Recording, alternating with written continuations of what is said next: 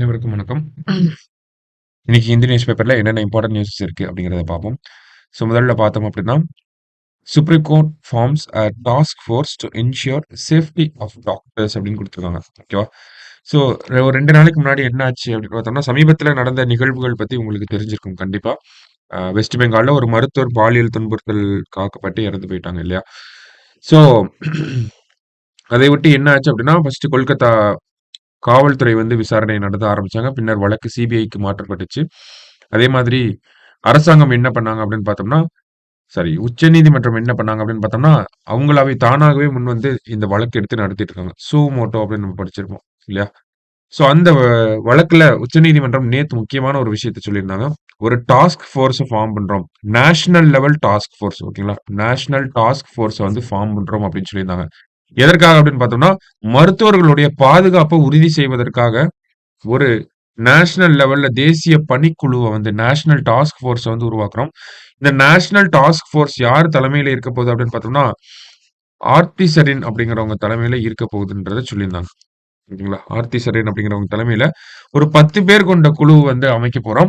அவங்க மருத்துவர்களுக்கு என்ன மாதிரியான விஷயங்கள் மருத்துவர்களுடைய பாதுகாப்புக்கு என்ன மாதிரியான விஷயங்கள் தேவைப்படுது? மருத்துவர்கள் அப்படின்னா, அந்த மருத்துவர்கள் அப்படிங்கிற டெர்முக்கு கீழ செவிலியர்கள், மத்த டெக்னீஷியன்ஸ் எல்லாருமே அடங்குறாங்க. சரிங்களா? ஸோ அவங்களுக்கெல்லாம் எப்படி மருத்துவமனைகள்ல பாதுகாப்பு குடுக்கணும் அப்படிங்கிறத பத்தி ஸ்டடி பண்ணி 2 மாசத்துல ரிப்போர்ட் தரணும் அப்படிங்கிறத வந்து இந்த குழுவுக்கு ஒரு அப்ஜெக்டிவா குடுத்திருக்காங்க. National task force headed by Aarti Sarin. இத கொஞ்சம் நல்லா பார்த்து வச்சுக்கோங்க. சரியா? இதான் ஃபர்ஸ்ட் இம்பார்ட்டன்ட் நியூஸ்ல நம்ம பார்க்குறோம். அடுத்ததா பார்த்தோம்னா, தமிழக அரசாங்கம் ஒரு செய்தி ஒரு விளம்பரம் குடுத்திருக்காங்க. என்ன அப்படின்னு பார்த்தோம்னா, குளோபல் இன்வெஸ்டார் சம்மிட்ல வந்து நடந்துச்சு இல்லையா? 2024ல நடந்துச்சு. அதுல பார்த்தோம்னா, நெறைய ப்ராஜெக்ட்லாம் சைன் ஆயிருக்கும். ஸோ அதுலோடைய இனாகரேஷன வச்சு இந்த இடத்துல குடுத்திருக்காங்க. ஓகேவா? ஸோ கிட்டத்தட்ட பார்த்தோம்னா 17,000 கோடி. இதெல்லாம் நமக்கு கோடி கணக்குல கூட எக்ஸாம்ல கேட்க ஆரம்பிச்சுட்டாங்க. அதனால பார்க்கணும். ஸோ இதுல முக்கியமா என்ன பார்க்கணும் அப்படின்னா, தமிழ்நாட்டுல ஃபர்ஸ்ட் குளோபல் இன்வெஸ்டார்ஸ் மீட் எப்ப நடந்துச்சுன்னா 2015ல நடந்துச்சு. 2ண்ட் மீட் அப்படிங்கிறது பார்த்தோம்னா, எடப்பாடி அவர்கள் முதலமைச்சரா இருக்கப்ப 2019. 3 மீட் பார்த்தோம்னா 2024 இந்த வருஷம் நடந்துச்சு ஜனவரி. சரியா? ஸோ அடுத்த வருஷம் என்ன நடக்க போகுதுன்னு பார்த்தோம்னா, குளோபல் ஸ்டார்ட் அப் சம்மிட் அப்படிங்கிறது நடக்க போகுது. ஓகேவா? குளோபல் ஸ்டார்ட் அப் சம்மிட் அப்படிங்கிறது நடக்க போகுது. எங்க நடக்க போகுது அப்படின்னு பார்த்தோம்னா, சென்னையில 2025 ஜனவரியில நடக்க போகுது.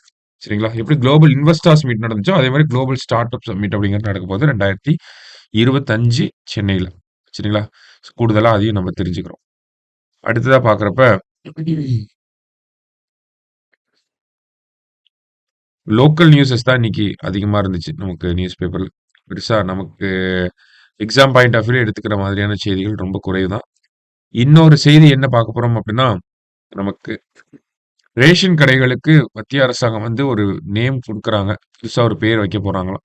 என்ன பேர் அப்படின்னு பார்த்தோம்னா, ஃபேர் பிரைஸ் ஷாப்ஸ். அதுதான் நம்ம ரேஷன் கடைகள் அப்படின்னு சொல்லுவோம். Fair price shops known as ration shops will soon have a new name as the center launched a pilot project to rename 60 of them in various parts of the country as Jan Poshan Kendra அப்படின்னு சொல்லி குடுத்துருக்காங்க. சரிங்களா? அப்ப ration கடைகள என்னன்னு பேர் மாத்த போறாங்க? ஜன் போஷான் கேந்திரா அப்படின்னு சொல்லி பேர் மாத்த போறாங்க. ஓகேவா?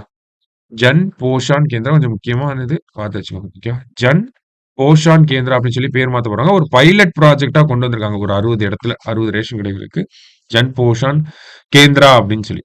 சரிங்களா? ஸோ அது ஒரு செய்தியாக நம்ம பார்க்குறோம். ஓகேவா?